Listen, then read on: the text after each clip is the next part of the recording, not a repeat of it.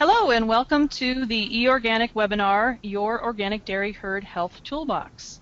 My name is Deb Haliba and I work at the University of Vermont Extension as eOrganic's Dairy Team Coordinator. eOrganic is an online community of more than 700 ag service providers and farmers who are providing science, experience, and regulation-based certified organic information on the web. Together we publish articles, videos, and other content at eextension.org. This webinar is part of an ongoing series focused on certified organic dairy production systems.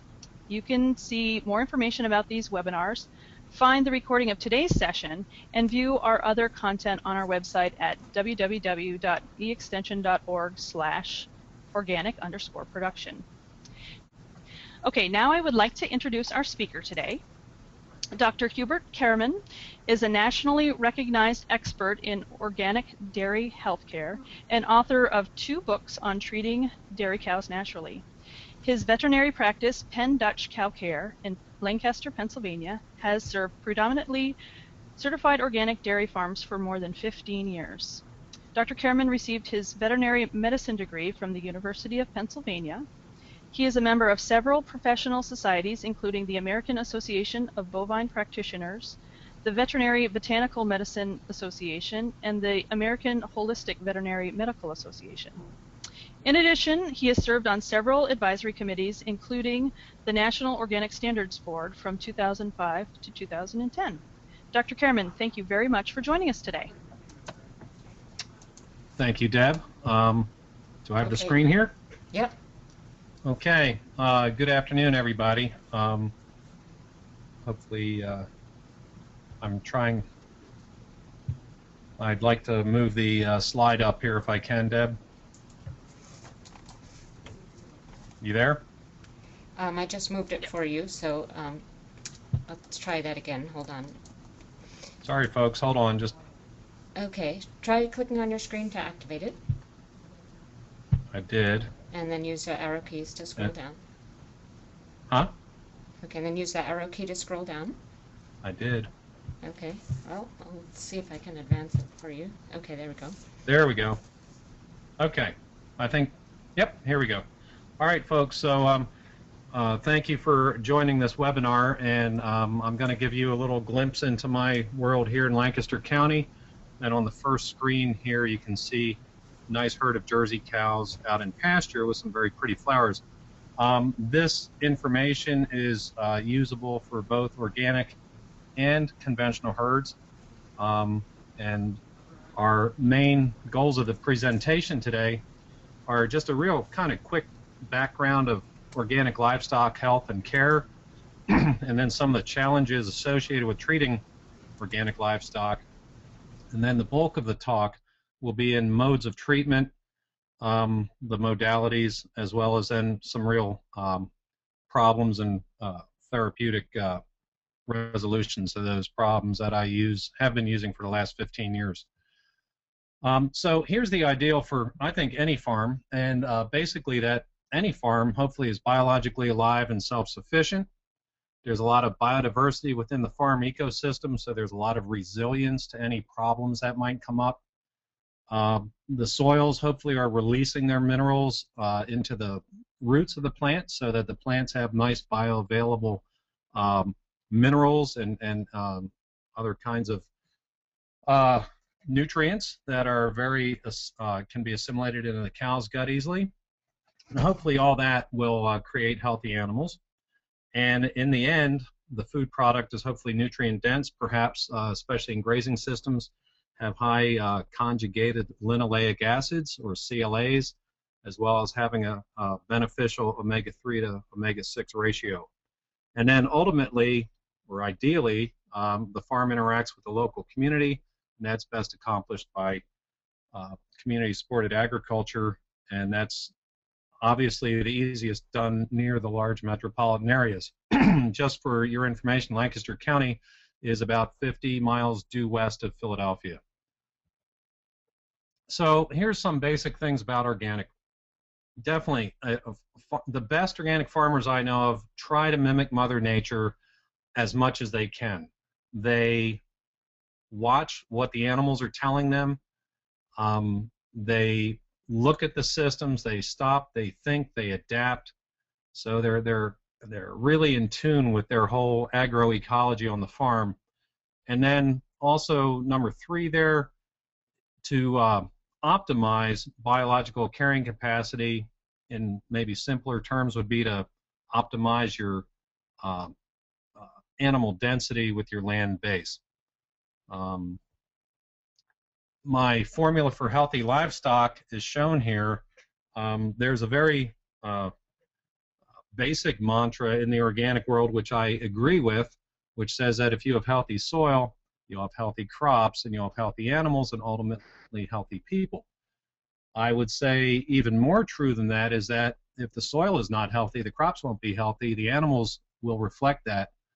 And so as a veterinarian in the trenches for the last 17 years, I've even more fine-tuned it to say that dry bedding, and especially dry bedding, is immensely critical to animal health.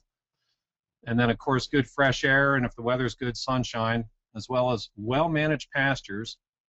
We're not going to talk much about pasturing today. I think some other webinars will do that. But I really am in favor of management, intensive grazing, where animals are moved up every 12 hours or 24 hours into new paddocks and that kind of managed pasture systems, as well as high forage rations so that the rumens of the animals are very healthy and functioning well. Kind of a cow without its rumen is like a horse without its hooves. It's critical to have a healthy rumen and high forage rations. And then, of course, appropriate housing and ventilation year-round. So now we're in the summertime, so some of the best systems I see in the organic will keep the cows off the pasture in the daytime and have, let's say, tunnel ventilation or some other kind of ventilation and misting of the cows to keep them cool in the day, and they'll graze them at night. So who decides about animal care? You know, obviously the farmer is in charge of his farm and ultimately in charge of his animals or her animals. But sometimes the farmer is very busy doing field work, as you can see there in the upper left. Is it the veterinarian? You know, veterinarians, we're all trained to look for sick cows and treat them, but also hopefully prevent things. And I certainly have learned from a lot of farmers that, you know, there's more than one way to approach situations. And I might have gotten pretty well adept at treating organic dairy cows, which you're going to see here throughout the talk, but I'm more and more I'm open to new ideas, strange as that sounds, because I'm pretty open-minded as it is, but new approaches, and I'm constantly aware that the farmer, you know, whose shadow is on the land and with his animals or her animals, really knows them the best. Now, what about the customer? The customer with the milk there, I imagine that's raw milk. We won't go in that today. But the customer or the public down below there, you know, the customer, the general population, they're starting to have a lot to say about animal care. So I think it's kind of a mix of all four of these entities, and it's we don't live in our own individual silos anymore. There's a lot more interaction, especially like we have here with the webinar through the internet. So if we look at what motivates us as people, as individuals, and how do we go about things, you know, a very agrarian kind of philosophy is to be utilitarian, basically looking at what is useful, what is going to turn the profit, what won't, in those real basic terms. And sometimes, and oftentimes, if that's what people really only look at, they miss a whole in-depth part of the farm and the beauty that is there in front of them every day, even though it's not necessarily making money. Another basic philosophy is egoism or hedonism, or doing things mainly for yourself and not taking into account others. That's just basically being selfish. And then the last one is the opposite of that, is altruism, is where you're living to serve others and often at your personal sacrifice. And I would say that people are actually, you know, a mix of all three of these at different times and different situations. But it's good to keep these things in mind when we think about animal care. So here in this slide, you can see these calves under the heat lamps, nice dry bedding. That's at a large organic farm in Oregon. That's obviously being very mindful of good care for those very fragile neonatal calves that are only a few days old. As everyone knows, well, at least Western Oregon is pretty damp, and that's where this farm was, so they have it nice and dry. Whereas here, below in the next picture, you can see these animals are kind of standing in some muck there. Their horns are larger than they should be. You know, to be dehorned at the easiest time is when they're just little nubs. And that's just, who knows why that situation happened, but I would sum that up as saying that the farmer's a little numb to the situation and maybe is overworked or whatever. But, you know, there's two different ways of looking at general care of animals.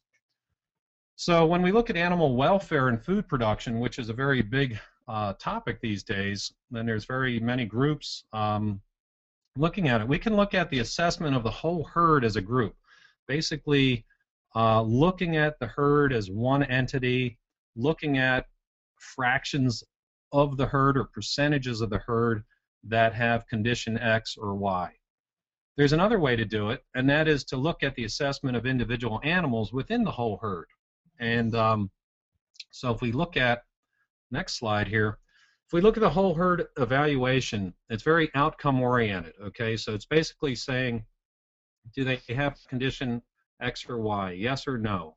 You can objectively analyze it, you can have scorecard sheets, and then you kind of tally up what percent of the herd is affected by the condition that you're looking at. So we can look at those animals there. They're certified organic heifers that are weaned, which is a pretty difficult time even on conventional operations, but they obviously look parasitized to me right off the bat. So what percent of that group is parasitized? And that's all we would say in a whole herd evaluation, but then, you know, we would say to the farmer, well, you know, next time we're out here, let's have that cut down to below a certain percentage. So it allows the farmer to figure out how to get there, so to speak. It's not saying how to treat the parasitized animals, but you know, you have to deal with it in whatever way you'd like to. Another way is this individual animal evaluation, and as a cow doctor, I like this better actually. And it kind of gets a little bit more to, you know, how much does the farmer take care of the animal that needs help and how quickly. It's kind of more intention oriented rather than outcome oriented. You look at the duration of the condition, so you see in the picture here, you have a three-day-old emergency, so to speak. And that's actually on a conventional farm, and you know, penicillin's not even going to take care of that with exposed bone you can see in the center there and swelling below. It kind of, looking at individual animal care, you know, will reveal an underlying philosophy towards animals that the farmer has. And you know, every individual person is different in how they interact with animals. But one thing for sure is it might be difficult to change a person's attitude towards how they care for animals. And it also gets kind of back to the animal density or the optimal carrying capacity. Is, you know, do you have just too many animals for your own good in a certain sense, and for the animal's good? So here's a nice set of certified organic animals here in Lancaster County. You can see nice body condition on those cows out there, and we're going to go into a different section here. So here's the big challenge in the USDA certified organic system. And it's anyone can find the whole organic rule if you look under 7 CFR 205, and CFR stands for the Code of Federal Regulations. And as Deb mentioned, I was on the USDA National Organic Standards Board, which makes recommendations to the National Organic Program. The National Organic Program has the regulatory power to do things. The National Organic Standards Board is a federal advisory committee, which I think a lot of people in the public think has a lot more power than it actually does. But the NOSB, National Organic Standards Board, does have the actual power to recommend or not recommend materials to be used in the organic production system. Anyhow, this rule, I'm going to read it here, it's right in black and white, but the producer of an organic livestock operation must not withhold medical treatment from a sick animal in an effort to preserve its organic status. All appropriate medications must be used to restore an animal to health when methods acceptable to organic production fail. Livestock treated with a prohibited substance must be clearly identified, shall not be sold, labeled, or represented as organically produced.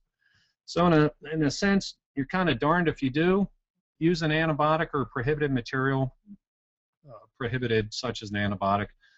You're darned if you do and darned if you don't, because you're supposed to. And so you can also ask, what does it mean by all appropriate medications?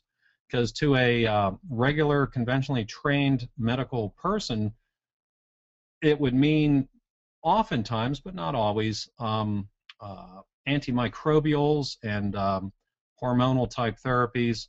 To a chiropractor would mean adjustments to maybe make something better. To a homeopathically trained person, it might mean to use homeopathic medicines, and to an acupuncturist, it might mean to use acupuncture. So I think in this statement, when it says all appropriate medications must be used, they were implying that if you need to use a prohibited, that's, to be used.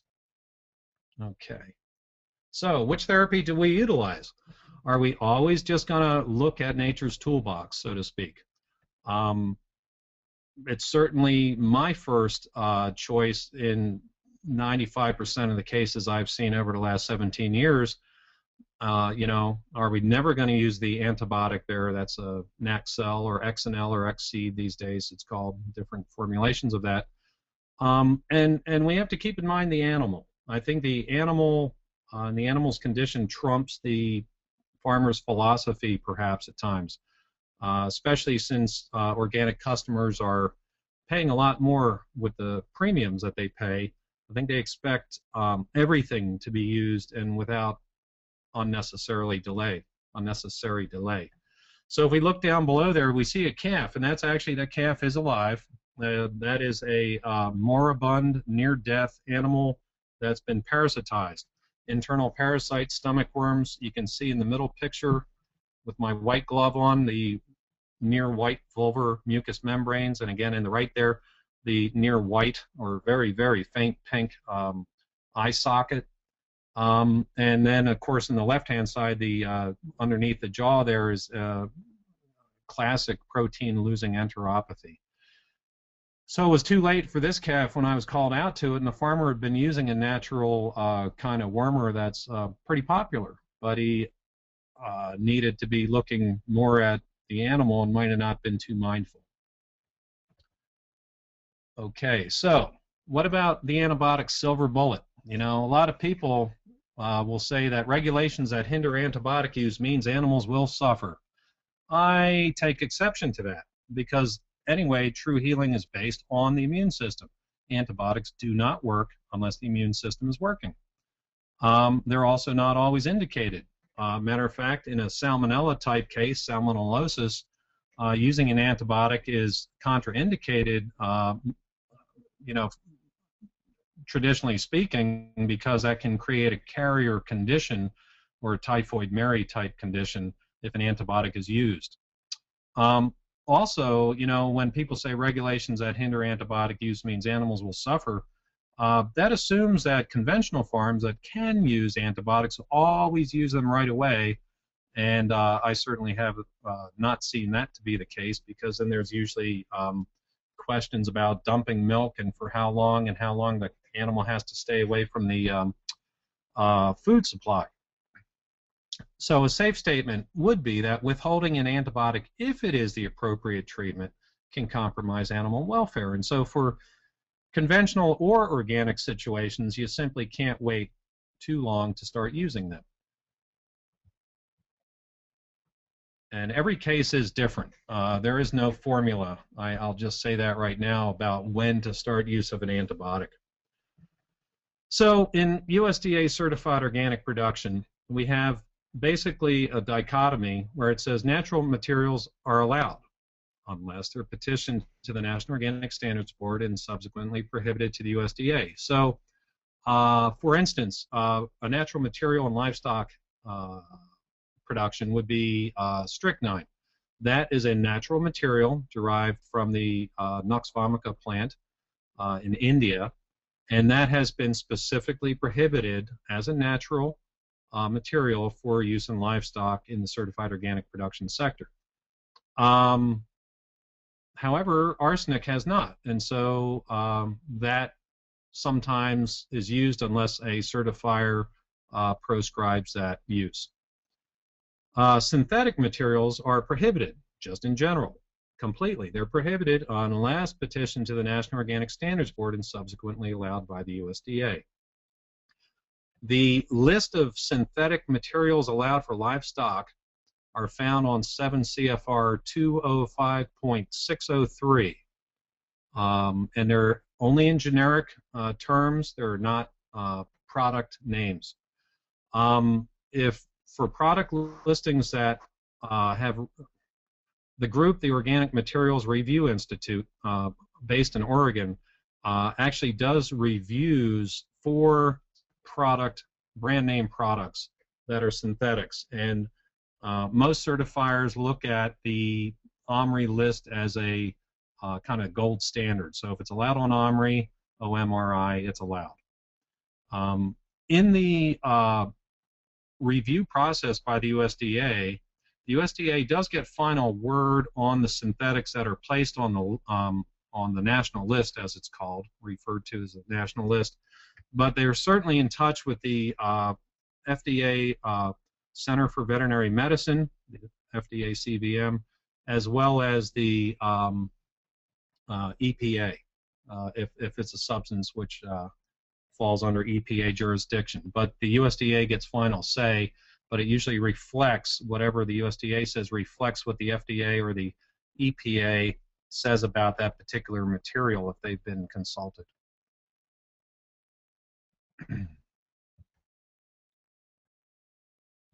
Okay. Oh, sorry. Got a little. Okay, there we go, folks. So this slide shows the synthetic substances allowed for use in organic livestock production as of June 2012. So just last month. Okay. The items in red are the ones that would most likely be used and thought of as animal use materials, and anything with an asterisk does have extended milk and meat withholding times. The FDA CVM meat and milk withholding times for those starred products like butorphanol or lidocaine or flunixin or furosemide and such, it takes into account the FDA withdrawal times, but then generally for USDA organic purposes, they've doubled them. And that is no reflection whatsoever on the science behind what FDA has come up with to review those for official review. It's just that for organic purposes, they've been doubled.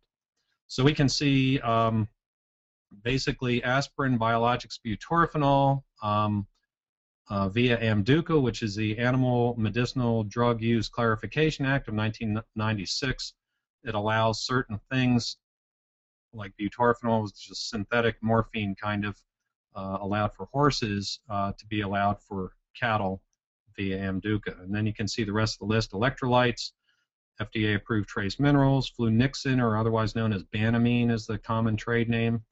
But any flunixin is allowed. Again, this is generic list. Furosemide or Lasix is a trade name there. Glucose, dextrose, glycerin. And then on the right-hand side, we have anesthetics like lidocaine or Epsom salts, magnesium sulfate, and things like that. Okay? So let me go to the next slide here.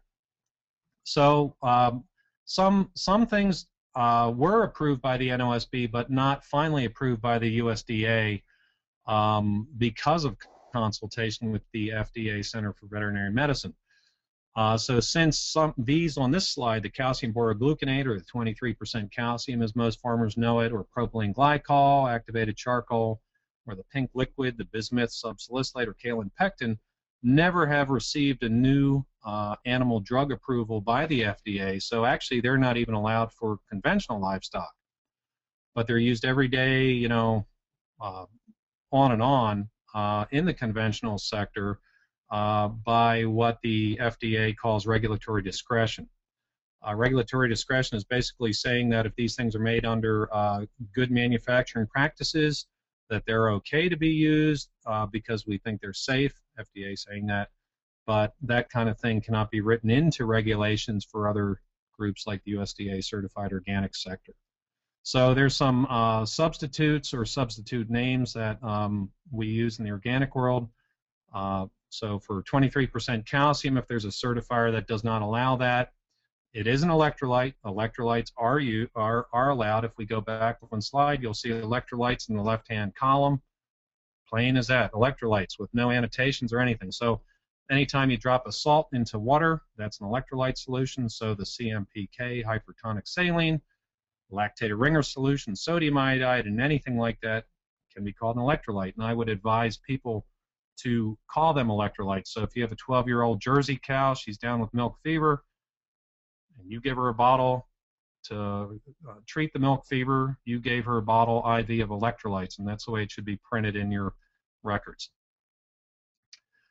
So even though there's a lot of synthetics, you know, actually a surprising amount of synthetics on the list, it still doesn't allow any antibiotics or hormones. Even if you can make penicillin on mold bread, it's not allowed. So what are we going to do when it comes down to sick animals that have an infection? Well, prior to the antibiotic era, you know, people and animals lived through challenges with infections. You know, they died from infectious disease, but they still do, even with antibiotics. You know, so they live through infections without antibiotics. People still die from disease, even with antibiotics. So I think there's at least some reason to look at some of the approaches that were used prior to the antibiotic era. And when we look at that in veterinary books, biologics and botanicals predominated. So because of the rules that we've just gone through and whatnot, there's a strong incentive to try natural treatments in livestock here in the U.S. And probably here in the U.S. we're the most well-versed at natural treatments in livestock because of the organic rules, because the Canadians and the Europeans still allow antibiotics and hormonal use for therapy with varying withholding times. But here, when an animal is treated with a prohibited material, it is permanently removed from the system. So we have a good incentive to try some of these natural things. Biologics and botanicals do have a rational basis in therapeutics, rational meaning a scientific basis. Acupuncture is getting much more well known from a scientific basis. Homeopathy, which is used a lot on organic dairy farms, is not well accepted, but they're the four main things we see being used. So biologics are derived from living organisms. That's just part of their definition. And biologics stimulate or modulate the immune system, and the immune system is exactly what we need to tinker with, to modulate, to shape, and to really stimulate for the best health. Vaccines are the most common biologics. They're allowed by the USDA National Organic Program if they're not genetically engineered. Therapeutic biologics confer passive immunity. They give antibodies and antitoxins to the recipient. The earliest ones were actually against human diphtheria and measles and rabies. And still nowadays, antibodies and antitoxins are used against rabies, snake bites, and botulism and tetanus, and some other things as well in the human sector. Here's harvesting of hyperimmune plasma with two colleagues of mine, Dr. Bob Whitlock, who's holding the cow there. That's my own cow named Donna, and Terry, the certified veterinary technician at the Red Cross blood machines that spins the blood down, and we siphon off a little bit of Donna's immune system and bottle it under sterile conditions, and the red cells go back to her. This is exactly what is used in the Red Cross with humans, and there are no additives or anything like that. And that's used against hot coliform mastitis, pneumonia, and salmonella, gram-negative type problems. Therapeutic biologics also include serum products. There's more crude products than the plasmapheresis hyperimmune plasma, which I just showed you. There's a licensed USDA product called Bovacera or Polyserum. It's a little more crude. It cannot be given IV. There's colostrum white products such as BioCell CBT or Impro, and they give some antibodies. There's bacterial cell wall fractionates like ImmunoBoost, and that stimulates interferon. And also there's hyperimmune eggs. That's a whole kind of separate industry. So ImmunoBoost, here's a study done up in Saskatoon, basically challenging calves with a K99, I believe, E. coli, and it was shown to stimulate interferon gamma and beta, and a single dose was effective. I also use it for high somatic cell count, the dose being 1 cc per 200 pounds, either under the skin or in the muscle or in the vein. And it's also OMRI approved, you can see on the box down there. So that's good in the organic world to stimulate the immune system.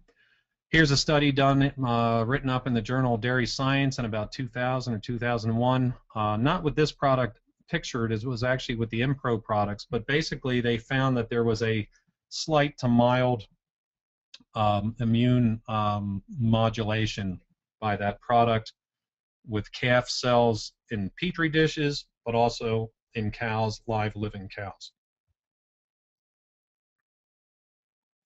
If we look back prior to the era of antibiotics, actually in a book by a veterinarian, they would inject the cow's own milk against strep mastitis.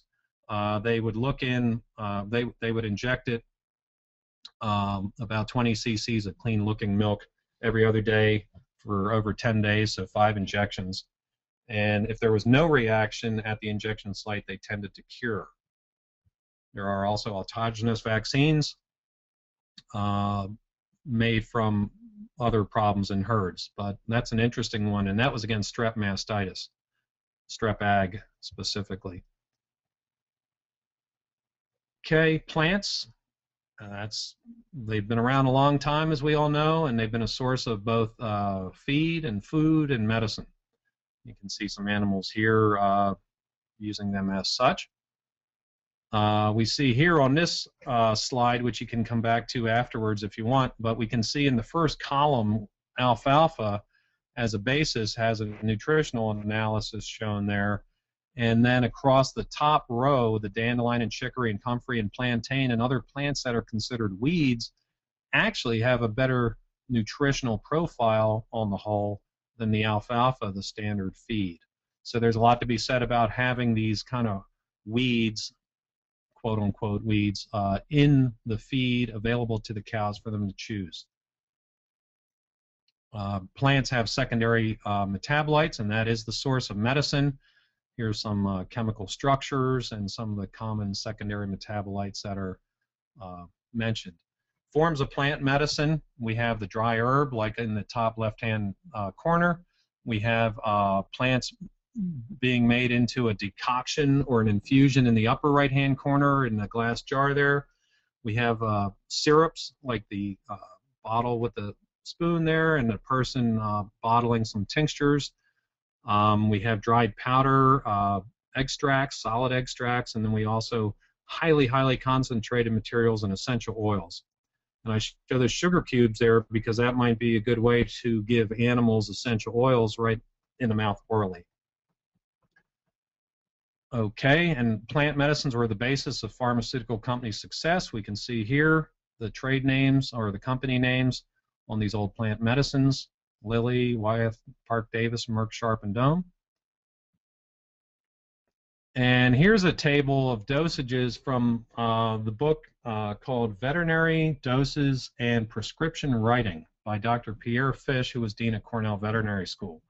I'm not going to go through that, but you can review that, and gives you oral dosages in milliliters or cc's for those farm animal species. You can see a lot of, and that's just a snippet of the plants in that book. In 2002, the United States Pharmacopoeia National Formulary still listed as official certain plants. The ones in green are ones I use or that farmers use organically. Basically, if something's listed in the USP, It is standardized, and it is guaranteed to be the same batch to batch, season to season, and product to product on the shelf. So if you see USP next to the word capsicum, you can be guaranteed it's a certain strength every time without variation. If you can't get some of these old veterinary books, a great one here is called Veterinary Herbal Medicine, written by about 20 or 30 authors from around the world. And it shows, it has these dosages for herbivores, since not everything is a dairy cow, I realize, goats, cows, and horses, and also cats and dogs, of course.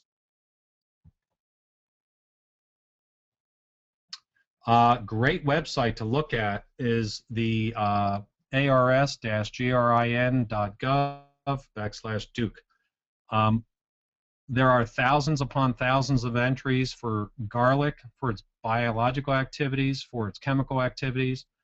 You can query the server in Latin or English names, and it is an invaluable resource for people that want to know real, true biological activities of plants and the dosages that research has shown for them to be effective.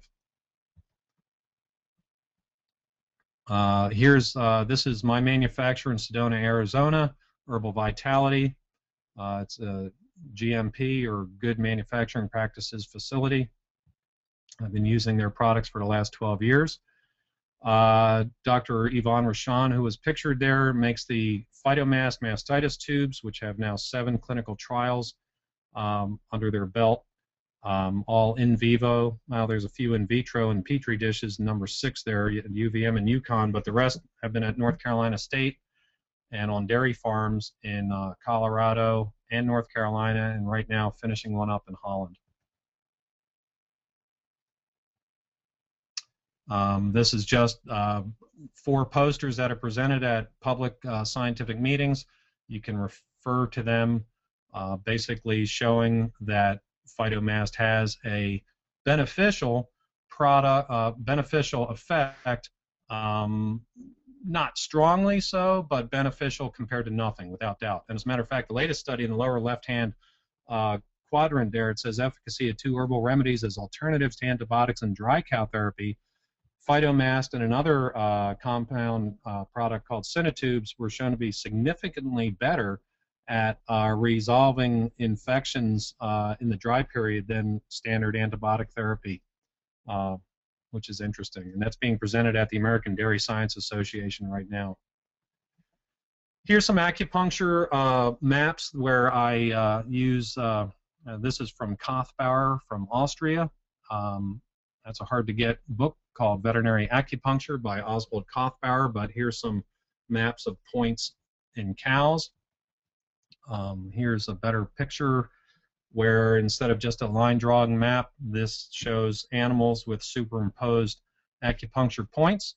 Acupuncture points tend to be little dips in the skin that feel like a little depression about the size of a dime, a small dime, and that is where you would either dry needle or maybe inject vitamin B12, and there's a clinical treatment regime for ketosis. Homeopathics are used in organic herds quite a lot, especially here in the Northeast. Dr. Ed Schaefer is without doubt the best homeopathic large animal teacher there is. That's where I got my start. I saw homeopathy work so well that I went to vet school to learn the real thing, so to speak, to mix and match as I got out, and I've been doing that for the last 17 years. So I have a soft spot for homeopathy, but it does have its limits, just like any medicine does. It's very individualized. It's very dilute substances that basically stimulate kind of with its own essence of the homeopathic remedy, stimulates the essence of the patient into which it is given. Common homeopathic remedies are shown here. The ones in green are plant-derived. The ones in black are mineral-derived. The ones in kind of reddish are animal-derived. And you see the background there with the dart hitting the bullseye. With homeopathy, you really need to know your remedies to match the symptom picture with the remedy that you're using to have any effect. I always think it's best to give medicines in the face, in the mouth, in the eyes, or the nose. You can see it's a very rich vascular blood supply there that connects right to the brain very close by to get a response to the rest of the body. So if we look at the multi-prong approach to problem solving, we have a variety of approaches. We'll give a better chance to success. If one of the approaches isn't working, hopefully the other approaches are. And there's less chance of developing resistance.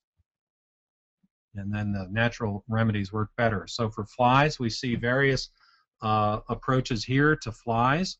Clean cows, dry cows, using pheromones in the upper right here. Here's a solar-powered charger where heifers that are yearlings can go in, stick their head in there, and they get a little spray of natural fly spray on their back when they're there. Electric fly zappers. Here's some wasps that eat the fly pupa as it's growing. And here's a botanical fly spray. These botanical fly sprays work the best if all the rest of these things are in place. So internal parasites in regular medicine, we always learn what are we going to treat this animal with once it's parasitized, but in holistic organic agriculture, we want to think, how are we going to ruin the fly's habitat out here? This is where we want to ruin it, the ecology for that parasite. We can see a lot of parasite free-living larvae in this dewdrop between grass. So we take a multi-prong approach to internal parasite control. We have bird's foot trefoil and grazing chicory. They both have a lot of tannins. So the animals, if you can interplant them, that's good for grazing. Chickens here, moving around them, will peck right through the manure patties and get rid of the parasites. Clipping pastures will spread out the manure, let it dry out. In England, they have Dunningtonia flagrans, a soil parasite of the worms that strangulates them. And this here shows snails that carry liver flukes and certain other problems. And ferric phosphate is allowed in organics. And if you can use ferric phosphate around a low wet area, it will keep the snails from getting in there or keep them from going elsewhere. So that's kind of an interesting chemical that is allowed for organics. Some natural parasite formulas here. They're based on garlic. This particular study, the Allison-based study, showed that Holstein calves had no effect of altering duration of cryptosporidia diarrhea, but in high doses, it delayed its onset. And so if I can delay the onset of something, hopefully I can delay it at all from happening. A nice study down in Clemson took 2 groups of animals, fed them this product by the Fertrell Company. Basically, the treated group within 6 weeks had significantly less fecal egg counts than the ones not given that. Although it was not a highly palatable product, it was effective. Another product here against Coccidia I use is a mined marcasite clay from out of Mississippi. It's got a lot of iron in it.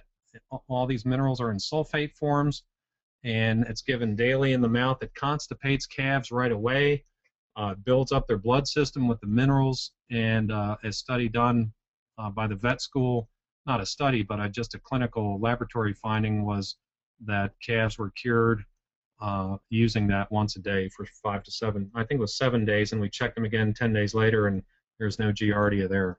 Chico State has done a good trial on this agrodynamics product called Vermitox, which you can look up. If we, oops, let's see here, sorry. Okay, let's look at lameness. Got another 5 minutes or so, 6, 7 minutes here. Lame cows, very bad for pasturing cows to be lame. Here we see a foot rot. This is exactly where foot rot happens. Usually this cut happens by some kind of sharp stone. If we cut away that area and we let it bleed, bring new nutrition and circulation to the area, and then we cleanse it with peroxide, and then we wrap it, but prior to wrapping it, we have some cotton and we put on some betadine and sugar, about a half cup of white table sugar with 20 cc's of betadine. A couple certifiers don't allow betadine, so you could use raw thick honey alone. They both inhibit bacterial growth. by the strong osmolar force there. But you must rewrap it in 2 to 3 days, and here we see the difference. This is when the first wrap came off. There's a dead area here that dropped out before I took the picture. We put more peroxide on here. We rewrapped it with sugar and betadine, and 4 days later, same exact hoof, and you can see for yourself the difference there, and that's without any antibiotics. Okay, so when we get sick cows, generally sick that have a fever, they're off feed, what are we going to do? So this is what I call the non-antibiotic treatment of infectious disease or systemic infections. We look at these things that I've talked about now, these biologics that stimulate or modulate the immune system. We use plant medicine, we use antioxidants, and electrolytes if they are dehydrated. And I just talked about some antiseptics for the local lameness there. So, and you really need a valid veterinary client-patient relationship. It's critical when we're using these kind of medicines or any kind of medicine. So there's a typical label I will put on whether it's a botanical medicine, a homeopathic medicine, or a straight-up antibiotic. So here's a cow named Bunny. She's a 13-year-old Holstein, fresh about 3 weeks. Basically, she's bright and alert, and she's eating a little. She's got a low-grade fever. She has an enlarged kidney. Her back is humped up. Her head is down. Heart and lungs are okay. And the right hind quarter is high in the CMT. So what could it be? Well, it's not necessarily only one thing. It could be hardware. That's what a lot of farmers would say. Could be a kidney infection, or maybe there's a coliform mastitis starting to brew. How are we going to treat Bunny? Well, we're going to give her fluids, electrolytes for circulation. We're going to add in plant medicine in the dextrose, 90 cc's of that, all IV. The Chinese use herbal teas, infusions in the vein. That's where I got the idea 10, 15 years ago. That's where I do it for cows. We're going to use biologics, the immunoboost, the hyperimmune plasma, and then we're going to use 500 cc's of vitamin C. And then the farmer followed up with a magnet for the hardware possibly, with some more hyperimmune plasma the next day, and a tube of phytomast in that right hind quarter, and she went on to become 14. Here's a cow that basically has lumpy jaw. She's been doing fine for months and months and months, but now one morning she has this big swelling here. You can see it down here as well. How are we going to treat her? She's organic, and we are going to treat her right there. Treatment for Mona's lumpy jaw. Oops, sorry. Basically, the plant medicines, the hyperimmune plasma biologics, the immunoboost biologic, the vitamin C antioxidant, and the sodium iodide here. Okay, that's standard old-time therapy for lumpy jaw. And there you can see pictures on day 0 when I first saw her, 4 days later after the first treatment, 10 days later after the first treatment. You can see some flakiness on the skin that is iodinism. Okay, here's a cow, Dora. She's a mix of a Holstein and a Normandy, big cow. Fresh 3 days, a real high fever. I like fevers that are high. It means the immune system is responding to whatever the challenge is, but she's not eating anything. She has decent hydration. Her right front is hot and hard, and there's gas coming out of that right front quarter. So that is a pending, happening gas gangrene that's going to start. How are we going to treat her? I told the farmer to use an antibiotic. Sometimes you do. But then I looked at her, and she looked very bright and alert. So I said, well, we'll give her a try on the natural treatments. But I left a bottle of penicillin at the farm. This is actually ampicillin here shown, in case there was the slightest sign of worsening. So I didn't hear from the farmer because that happens, but the next time I saw him at the next herd check a month later, there was Dora standing there. This quarter had died back to nothing, but she did fine. So that was a gangrene mastitis starting to happen without any antibiotics being used. Retained placenta. What do we do about that? Very common condition. Basically, I use antiseptics such as iodine, infused or placed right into the uterine environment prior to the cervix closing. and or dextrose infused at about day 18 to 20, and that's based on an Ohio State study by Dr. Troy Brick last year, or 2 years ago, was shown in AABP. And that does very, very nicely hyperosmolar to the environment. That's dextrose 50%. Next slide is reproduction when cows don't show heats, but they're totally fine otherwise. You'll have to give me just a few more minutes here, folks. I think I have 5 more slides. We can see the clear uterine discharge here. This cow's in heat, but she's not showing any of the observable behavioral signs of heat.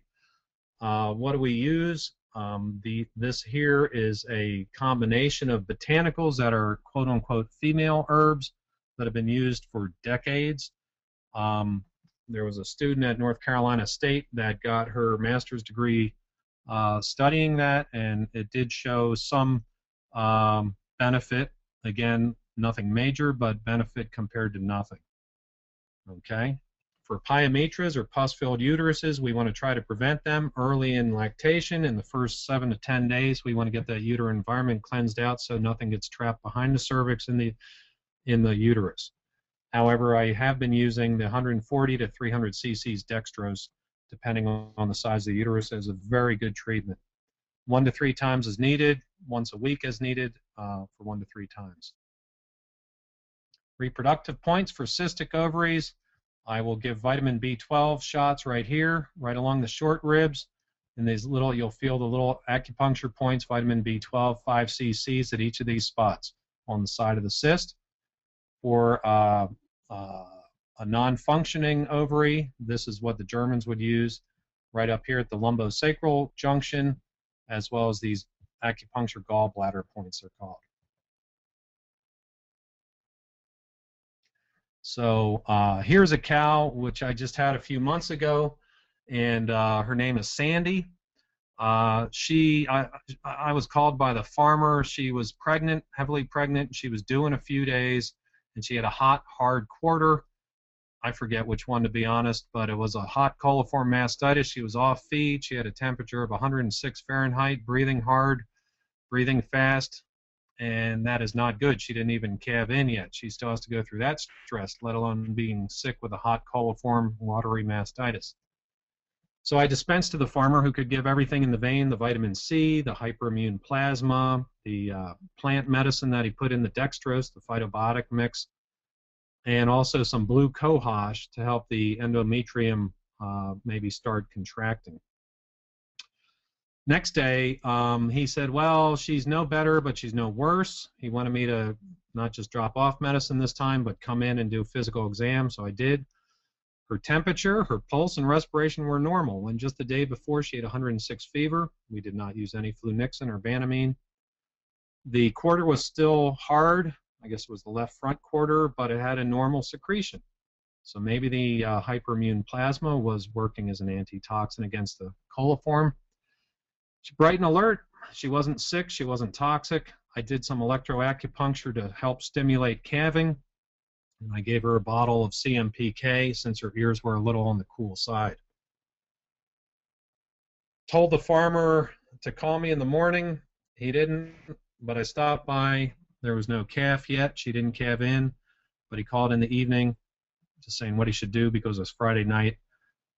We ended up deciding to give her a bottle of CMPK.